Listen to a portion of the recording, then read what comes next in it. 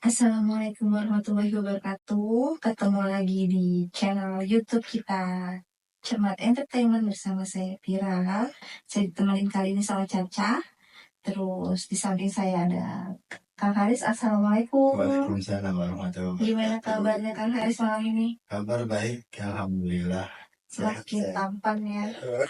Terima kasih. Oke. Pembahasan malam hari ini kita apa nih? Pembahasannya tentang bedanya pelet sama pengasihan. Udah siap malam ini? Siap dong pastinya. Oke, mari kita mulai.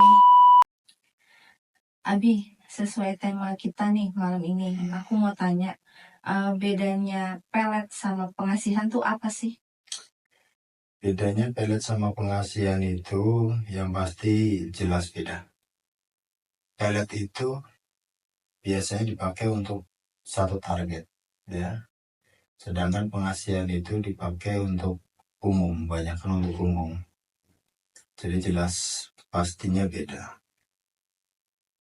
Di zaman sekarang nih, Bi, Iya. peminat pelet, pengasihan tuh masih banyak gak sih? Masih banyak banget peminatnya pelet itu masih banyak banget. Terutama yang kaum muda yang kurang pede ya dalam mengungkapkan cinta kepada pujaan hatinya. Nah, biasanya jalan pintasnya itu datangin orang spiritual ataupun dikategorikan dengan dukun, itu biasanya minta untuk dipeletkan. Target itu pribadi. Dari Abi nih misalnya, apa aja sih ritual khusus yang dilakukan gitu untuk melet orang, untuk ngasih pengasihan ke orang, gitu gimana tuh? Kalau saya pribadi itu emang nggak mau ngerjain ketika orang datang ke saya dan minta pelet itu, saya nggak pernah mau karena pantangan sama saya punya ajaran. Jadi, tapi kalau pengasihan saya kasih kalau untuk pengasihan karena itu untuk kerjaan, untuk mereka itu baru sosialita ya ataupun untuk lebih kepada apa ya pertemanan gitu biar disukai banyak teman-teman dan mudah bergaul gitu biasanya saya kasih untuk pengasihan. Tapi kalau pelet itu pribadi saya nggak pernah kasih meskipun mereka itu mau ngasih mahar yang besar tetap saya tolak karena itu bertentangan dengan saya punya hati nurani. Karena pelet itu satu merugikan banyak orang. Contohnya si target itu sendiri yang nggak tahu apa-apa akhirnya jadi korban dari si orang yang melakukan pelet itu pribadi. Dan itu sangat-sangat merugikan itu terutama pertama dari target si korbannya ya, kedua dari orang tuanya dan itu sangat-sangat yang nggak tahu apa-apa tapi kena dosanya seperti itu sih. Makanya saya mengajukan kepada saya punya teman-teman pribadi yang bergelut di dunia spiritual untuk nggak melakukan pelet itu pribadi. Kalau pengasihan masih aman ya? Masih aman, pengasihan itu masih aman karena dari zaman kita para wali ya, hidupnya dari para wali ataupun para ulama terdahulu itu memberikan para santrinya juga itu pengasihan dikasih. Kalau pengasihan itu sendiri, Bi, bentuknya tuh apa sih, Bi? Apa ada sesuatu yang harus digunakan? Apa memang hanya sekedar doa yang diberikan? Atau gimana tuh, Bi? Nah, pengasihan itu banyak macam medianya. Dan biasanya kalau daripada guru-guru ataupun daripada kiai ataupun daripada ustadz ataupun ya orang spiritual ya. Itu ada yang berbentuknya dengan amalan, ada dengan dari mantra juga ada. Gitu. Ada juga yang dari asimat ataupun raja ya yang dibikin sama guru ataupun praktisi spiritual itu ada juga. Jadi tinggal dipakai aja ataupun ditaruh di dompet seperti itu. Di pertanyaan selanjutnya nih, ada nggak sih ciri-ciri khusus orang kena pelet? Ciri-ciri orang kena pelet itu pasti ada dan kelihatan banget kan ciri-ciri orang yang terkena pelet ya. Terutama bagi kaum hawa ataupun perempuan. Biasanya orang yang kena pelet itu satu mudah marah, itu udah pasti, mudah marah. Kedua itu suka ngelamun, itu udah pasti. Ngelamun dan suka mimpi yang aneh-aneh. Biasanya seperti itu jika orang yang udah terkena pelet ya. Dan tertuju sama orang yang dia sendiri gak tahu. Nonton di rumah tuh yang suka ngelamun, suka marah-marah gitu, bisa jadi kan ya dia. Bisa jadi hati-hati aja gitu, sering-sering baca doa. Sering rukiah. Pertanyaan selanjutnya nih Bi, Boleh. kalau orang minta pengasihan, biasanya nih gitu, ada sesuatu yang mempesona gitu di dalam dirinya gitu. Orang yang minta pengasihan mempesonanya kayak gimana dulu nih mempesonanya? Kayak ada susu kah, mungkin semacam itu kah, atau beda ini? Pandangan orang, jadi beda dipandang orang lain.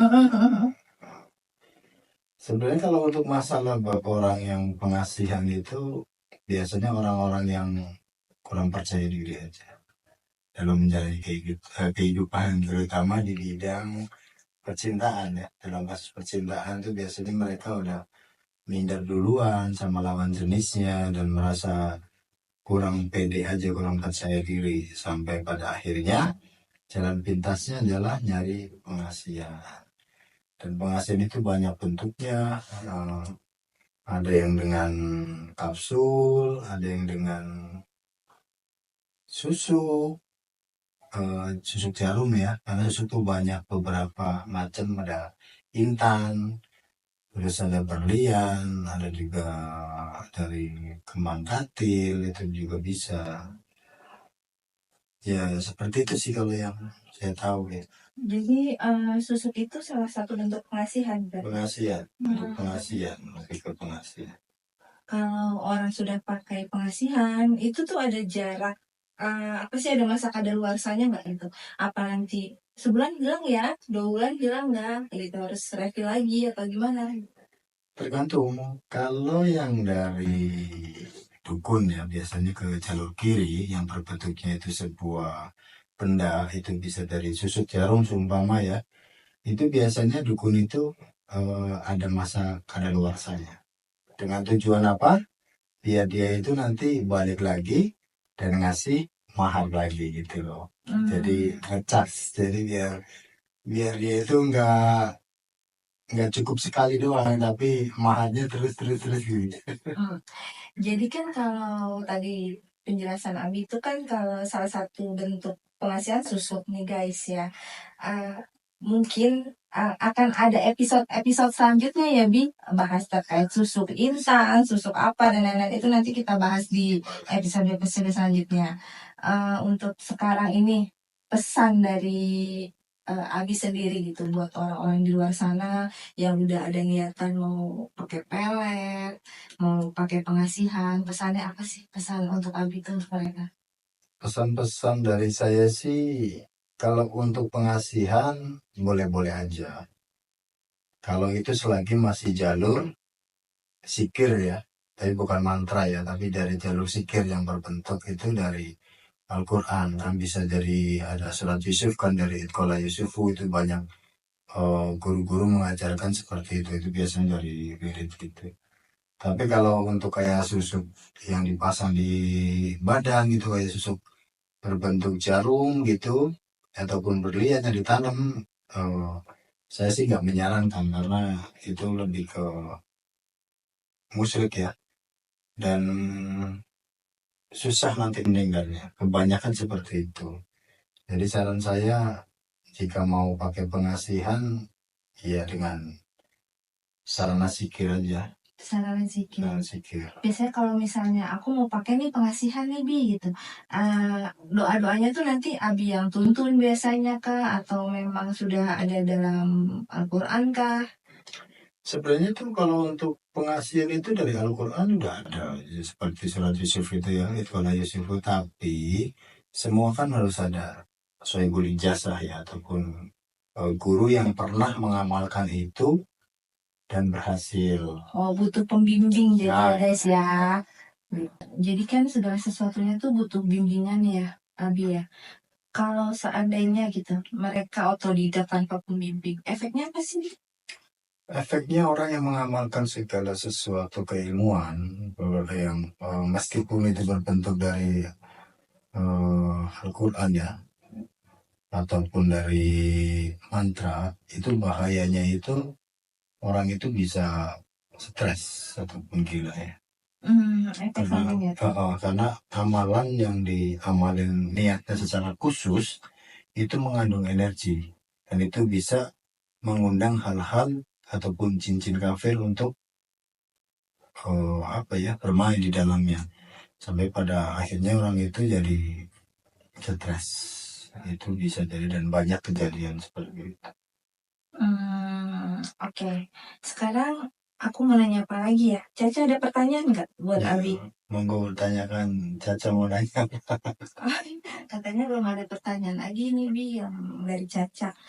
Kalau gitu, rasanya cukup ya untuk obrolan kita malam hari ini. Teman-teman yang mau berbagi cerita, punya pengalaman tersendiri, bisa langsung kirim ke email kita di bawah ini ya. Oke, makasih Abi. Sampai ketemu di podcast selanjutnya. Assalamualaikum warahmatullahi wabarakatuh. Waalaikumsalam warahmatullahi wabarakatuh. Bye. Thank you all for watching this here video.